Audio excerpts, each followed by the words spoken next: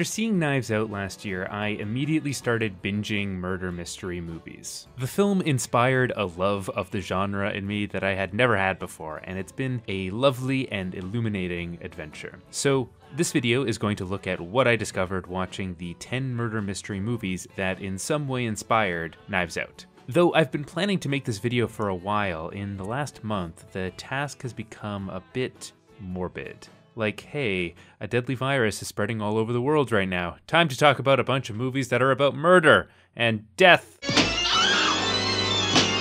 But then again, seeing as most of you are hopefully socially distancing and probably very bored, maybe a video like this is more necessary now than I had ever hoped it would be at the start. So, no grand unifying thesis this time. I'm just going to review 10 movies and tell you which ones to watch to pass the time.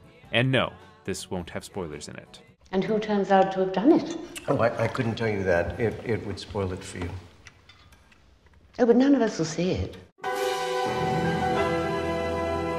Let's begin with one of Agatha Christie's most famous stories, The Murder on the Orient Express. This is a book I read when I was about 12, so it's the only film here that I was spoiled on before watching it. But the fact that I still remember exactly what happened, even from back then, speaks to how timeless the story is. The film takes place in 1935 when Hercule Poirot boards a train in Istanbul. Heavy snows stop the train somewhere in Yugoslavia, and while they are stuck, one of the passengers is murdered. Since all of the passengers are still on the train, it had to be one of them. Classic setup. Murder in the middle of the night, a lot of guests for the weekend, everyone's a suspect, that sort of thing. How horrid. The best part of the movie is that it treats the train starting up as the most magical and important thing in the world.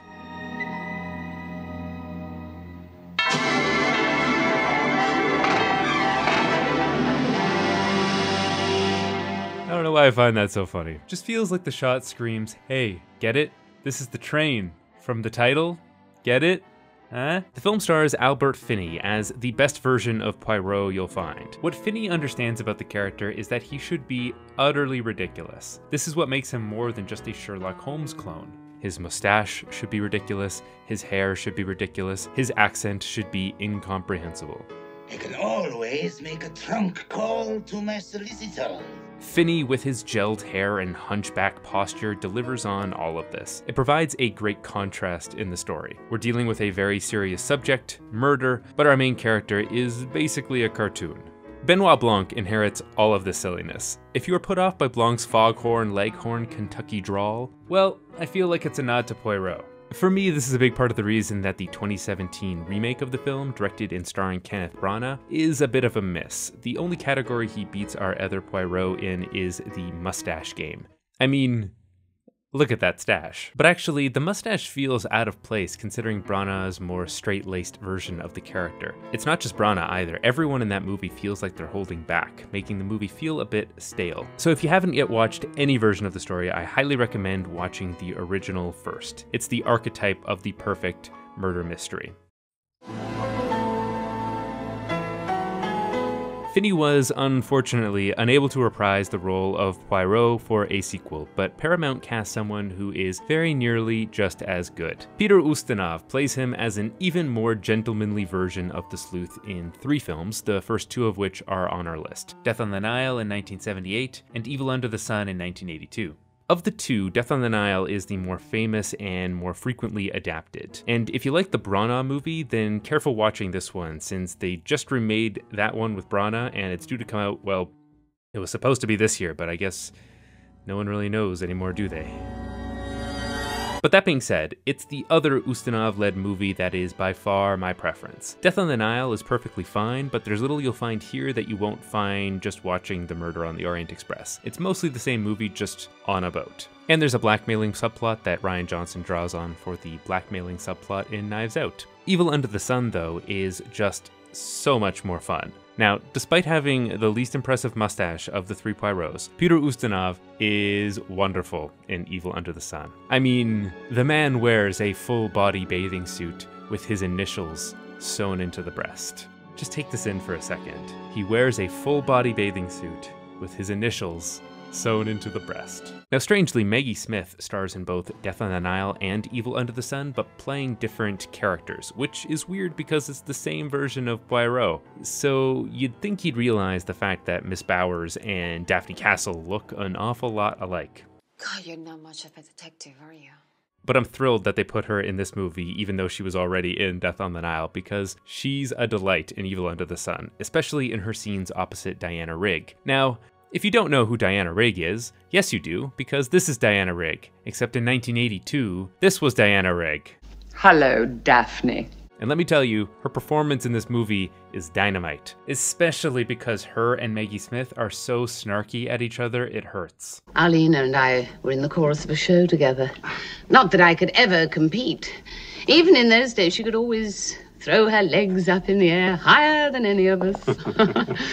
And wider. Kenneth, this is such a surprise. When you told me of an island run by a quaint little landlady, I had no idea it was Daphne Castle. Yes, quite. But then later, I can't believe I'm saying this, for a few minutes the movie becomes a musical, and young Professor McGonagall and young Lady Tyrell sing a song together, and if you're not watching this, you're missing out on a truly transformative life experience. You're a new invention. You're the top. You're the fourth dimension. So those are the Poirot films. Collectively, they are probably the finest examples of their genre, but they are definitely movies from another time. Despite their subject matter, they are movies without an ounce of grit to them. Everything is clean and polished, proper and restrained. While Christie does have some characters who are working class, most are rich, and it's odd that in the Ustinov movie specifically, there are a bunch of servants in the background who are never considered as part of the mystery. It sort of makes it feel like the characters are not actually solving a real murder mystery, but are rich people role-playing a murder mystery while on vacation. We'll get into that a little more in a bit, but first, let's talk about the last Agatha Christie film that's on this list.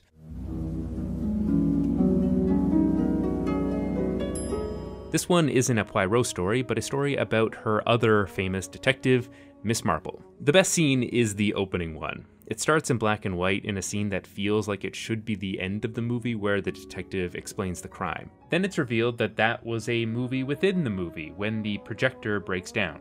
Everyone's upset because now they won't find out who committed the crime until Miss Marple stands up and explains it all on her way out. It's a really fun way to introduce this character who is just so effortlessly good at this. Well then who did do it, Miss Marple?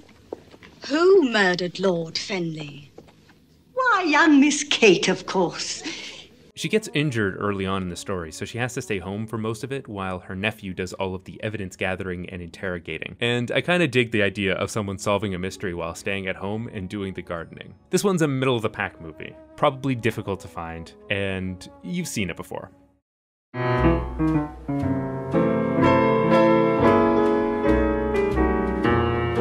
Knives Out is also a pretty funny film. So no surprise then that 3 of the movies that inspired the film are satirical takes on the murder mystery genre. They are Murder by Death, The Private Eyes, and Clue. Now superficially, these are all almost exactly the same movie, since they're all basically riffs on Agatha Christie's And Then There Were None. All 3 of them are about a group of people who are, for one reason or another, called to a spooky mansion by a wealthy host who promptly dies. The characters then wander around the mansion trying to solve the mystery, while not getting picked off themselves. The mansions almost all look exactly the same, too. And the Thrombey house looks like they took every prop from all 3 of these movies and managed to shove it into one building. In Murder by Death, the characters are all spoofs on famous fictional detectives. The comedy is very out of date in certain places, and it's hard to imagine many of the jokes landing even at the time. It's only 90 minutes, but felt much longer. At the time, critic John Smith said Murder by Death is not a movie to write or read about, but to be seen and modestly enjoyed. So I'm going to stop talking about it now, except to point out that it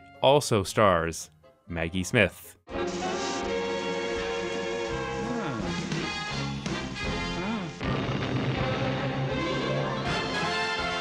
The Private Eyes is a slightly better version of Murder by Death. The film stars Don Knotts and Tim Conway, who were a well-known comedic duo at the time, starring together in a boatload of other movies. No movie can really fail if it has Don Knotts in it, since the tone of his voice is just inherently funny to me. Oh, Oh, we figured you might be in danger because of the shadow. He's our killer. Not much other reason to recommend it though, and if The Private Eyes is a better version of Murder by Death, then Clue is a much, much better version of The Private Eyes. As it's based off of a board game, Clue has no right being as good as it is, and yet this one's a genuine classic. We've got the same strangers in a mansion plot and a mystery about who killed the host, so who did it? And who kills everyone else that follows? Well, no one really knows, and neither will you by the end of the movie.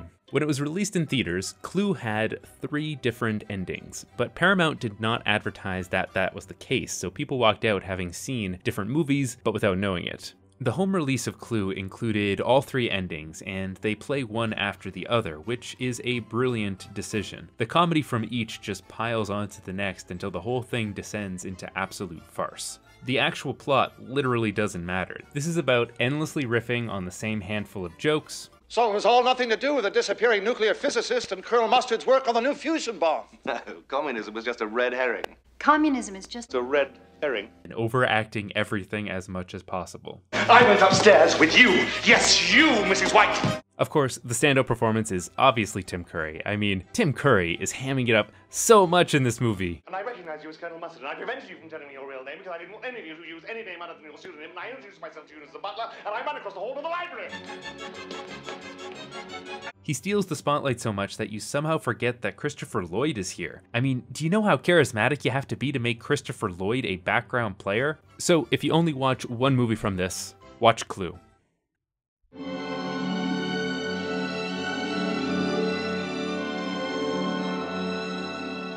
The next 2 movies on the list are a pair of very twisty thrillers. In The Last of Sheila, the wife of a Hollywood producer dies in a hit-and-run accident. A year later, the producer reunites other film industry people who were at the party on the night of the accident and takes them all on a cruise of the Mediterranean. During the trip, they play a seemingly innocent game of secrets, where everyone has to figure out everyone else's secret. I won't say any more about the plot because to do so would be to spoil the many twists along the way. What I will point out though is that Knives Out definitely inherits the flashback fake-out from this movie. Both movies have prolonged flashbacks to the murder far before you feel like you should be getting the answers, but the flashbacks do a very good job of convincing you that there's no other way this could have happened. They're telling you the truth, and that is that. But that isn't that, and there's more mystery to be uncovered. It's a great little trick, and it works as well here as it does in Knives Out.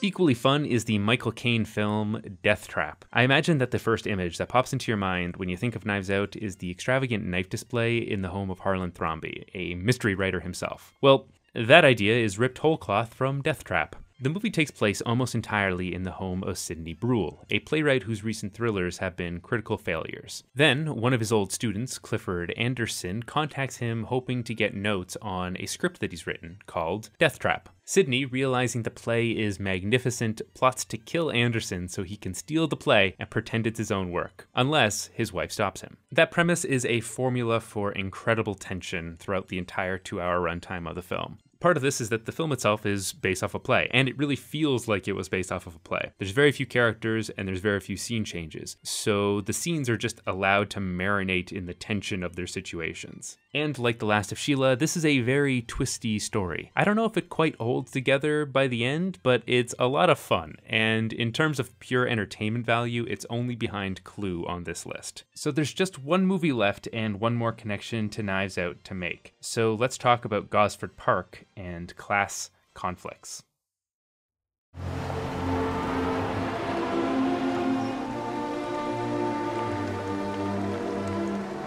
A lot of movies we've talked about so far are very entertaining, but Gosford Park is the most interesting. On paper, it's the classic setup for a murder mystery story, a fact which is pointed out by one of the characters, a Hollywood producer himself who is working on a movie that parallels the story we're watching. Most of it takes place at a shooting party in a country house, sort of like this one, actually.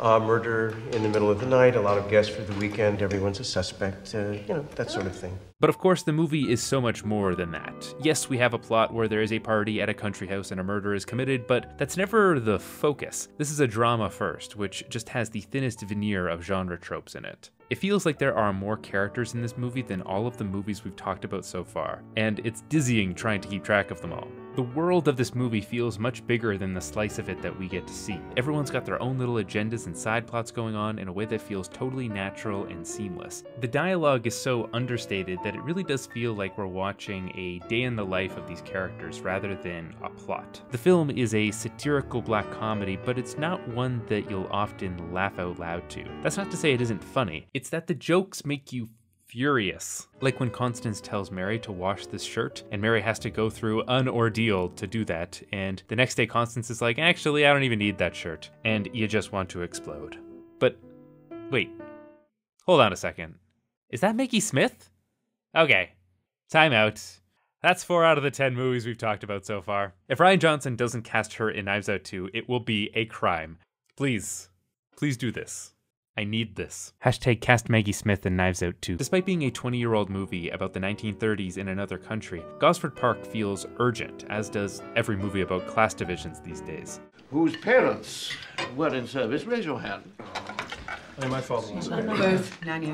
There are 2 worlds in Gosford Park, the upstairs world of the noblemen and the below-stairs world of the servants. Some of the best jokes are the movie's send-up of murder mystery tropes. Instead of a brilliant detective, we have Inspector Thompson, a bumbling idiot. He routinely ignores clues and contaminates evidence. You were not conscious? Inspector, there's a broken coffee cup down here. Dexter, they have people to clear these things up. You get on with your own job, all right? Usually the detective is the most verbose character in these movies, but Inspector Thompson is constantly interrupted. I'll introduce myself. I'm Inspector Thompson. This is my aunt, Lady Trentham. Ah, it's the Countess of Trentham. Yes, I served with your husband on My brother-in-law, Lord Stockbridge. He also delivers the most revealing line in the whole movie, when he asks if he's going to interrogate the help about the death of the master of the house. I'm not interested in the servants, only people with a real connection with the dead man. But the entire movie has convinced us that maybe the only people who know a rich man are his servants. Where the Agatha Christie stories typically background these characters, Gosford Park tells the story from their perspective, showing the many horrors of being in their position. And Knives Out inherits the conscience of this movie by making it star a nurse battling against a rich family. Both movies are actively revising this trope in this genre. Gosford Park is a biting, heartbreaking, perfectly crafted film. Out of this bundle of movies, it's at the top of the pack along with Clue and Deathtrap. A step below, but still very strong, are Murder on the Orient Express, Evil Under the Sun, and The Last of Sheila. The others you can skip. When I started watching these movies, I didn't expect all the connections to Knives Out to be so immediately apparent except for the Christie films. But in these 10 features, you can draw a direct line from one of them to Knives Out and explain everything from the basic premise, the plot, the subplots, the setting, the set design, the props, the tone, the comedy, the characters, the perspective, the acting, and probably a bunch more I'm missing. Yet another lesson in how writing isn't so much about inventing new ingredients as it is using the same old ingredients in an inventive way. So if you're a writer looking to hone your craft, then I highly recommend checking out some classes on Skillshare, the sponsor of this episode. Skillshare is an online learning community with thousands of classes on topics like freelancing, video production, and of course, writing. If you want to get some more creative writing done, then check out Simon Van Boy's class on Skillshare about forming a successful writing habit. They've got tons of other writing-focused classes as well, so if you want to give it a try, then the first 1,000 people to click the link in the description of this video will get 2 months of Skillshare Premium for free. That'll give you access to all of their classes. A big thank you to all of my patrons over on Patreon for supporting the channel. Those are their names floating by, and I can't express how much I appreciate their help. These are trying times, so stay safe everyone, but keep writing.